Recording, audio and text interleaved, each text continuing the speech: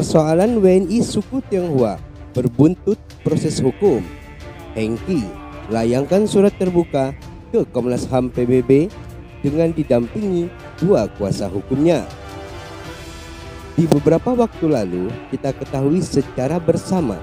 bahwa beberapa pelajar suku Tionghoa Indonesia yang ingin belajar ke Taiwan melakukan aksi di Kedutaan Taipei Economic Trade Office untuk mendapatkan keadilan dan meminta klarifikasi dari pihak pemerintah Taiwan terkait tidak bisanya mereka melakukan proses menuntut ilmu di sana.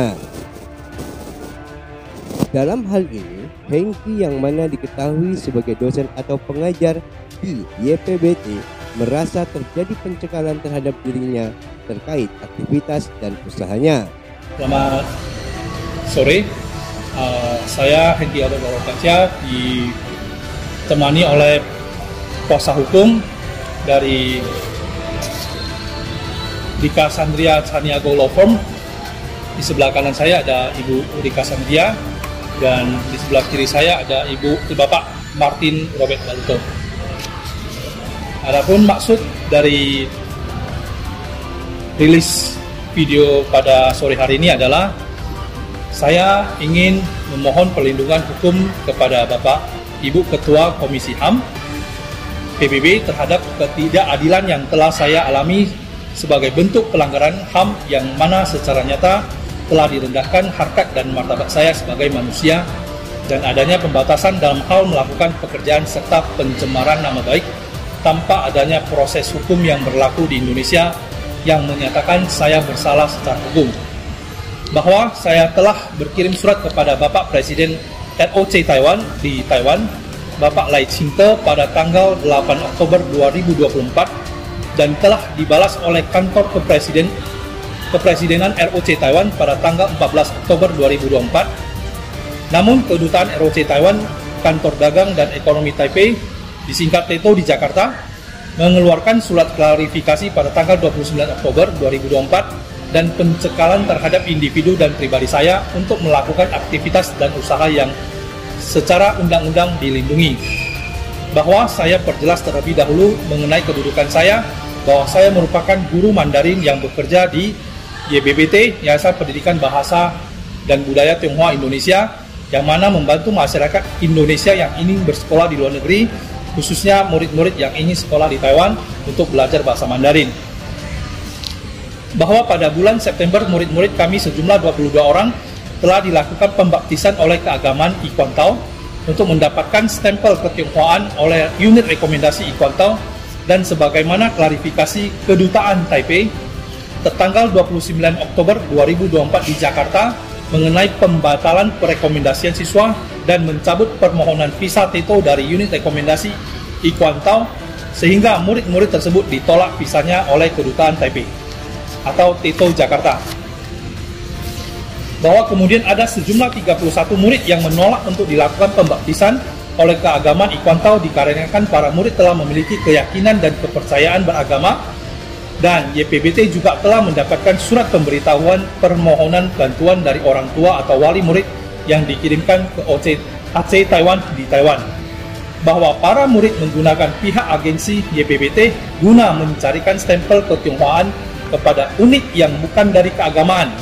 Namun pada tanggal 7 Oktober kami menerima paspor murid-murid bisa ditolak tanpa alasan yang jelas.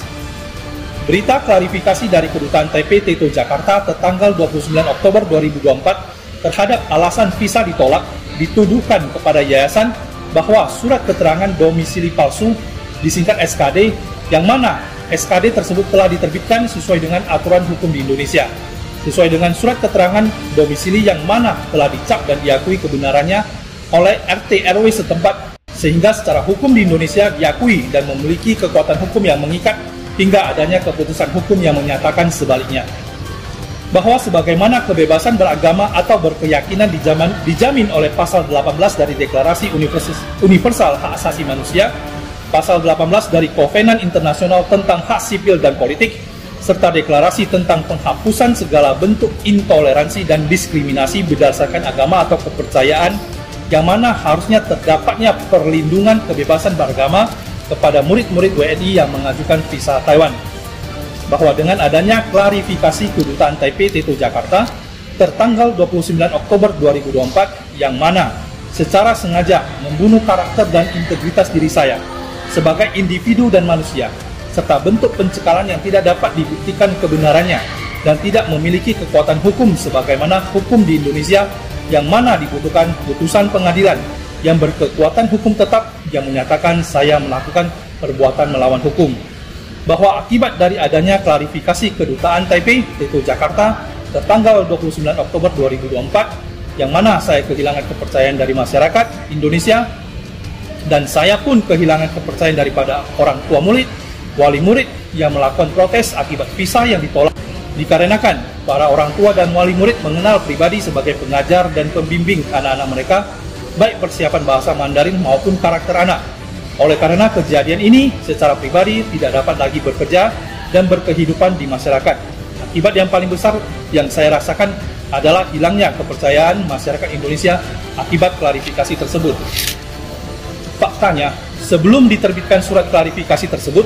pihak Kedutaan Taipei Teto Jakarta menghubungi murid-murid dan menghasut agar supaya tidak mengikuti dan memperburuk nama baik saya secara pribadi, bahwa dikarenakan hak asasi manusia yang saya miliki yang telah dilindungi secara hukum baik oleh hukum di Indonesia maupun hukum dunia sebagaimana diatur dalam Deklarasi Universal Hak Asasi Manusia DUHAM pasal 19 dan pasal 23 ayat 1, Kovenan Internasional tentang Hak Ekonomi Sosial dan Budaya pasal 6 dan 7, Kovenan Internasional tentang Hak Sipil dan Politik pasal 19 ayat 3, prinsip-prinsip Siracusa. Oleh karenanya, saya mohon perlindungan hukum dan keamanan dari PBB yang berkedudukan di Indonesia terhadap pelanggaran HAM yang dilakukan oleh Kedutaan Teto Taipei di Jakarta. Mohon kiranya saya mendapatkan keadilan dengan adanya permohonan maaf secara terbuka oleh Kedutaan Teto Taiwan di Jakarta atas adanya pelanggaran hak asasi manusia yang dilakukan terhadap saya, sehingga nama baik saya dapat dipulihkan dan saya dapat bekerja dan hidup seperti biasa, serta mendapatkan kembali kepercayaan dari masyarakat Indonesia. Atas perhatian dan bantuannya saya ucapkan terima kasih. Hari ini 14 November 2024, dengan saya Hengki Alberto. Hengki berharap perlindungan hukum dan keamanan dari PBB yang berkedudukan di Indonesia terhadap dugaan pelanggaran HAM yang dilakukan Kedutaan Teto Taipei di Jakarta, serta memohon mendapatkan keadilan yang seadil-adilnya. GBTV Indonesia, Jakarta, Revi mengabarkan. Membantu adik-adik calon mahasiswa.